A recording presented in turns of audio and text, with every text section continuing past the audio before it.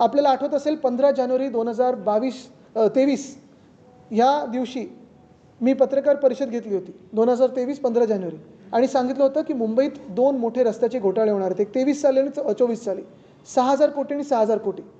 तेव्हा मुख्यमंत्री घटनाबाह्य जे होते मिंदे त्यांनी सांगितलं होतं की आम्ही 2 वर्षात एकदम रस्ते चकाचक करू, खड्डेमुक्त करू. हाऊसमध्ये पण स्टेटमेंट दिलं होतं.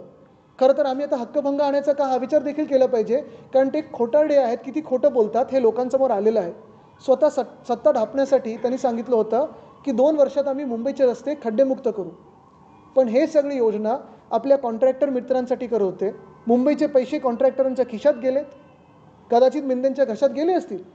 पण आज एक चांगलं झालं, मुंबई महानगरपालिकेच्या आयुक्तांनी एकनाथ शिंदेंना एक्सपोज केलेलं आहे.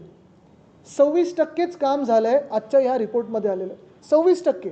आणि मी तर चॅलेंज देत आहे की हे 26% पण जे बोलतात ते खोटं आहे. 26%पेक्षा कमी आहे.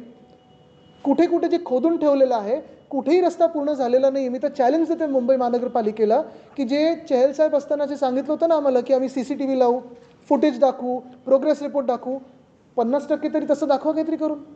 कुठेही CCTV लागलेलं नाही, कुठेही काम किती पूर्ण झालं माहिती नाही, पण रोड स्कॅम झाला आहे हे नक्की आणि आज हे शिक्कामोर्तब झालेलं आहे.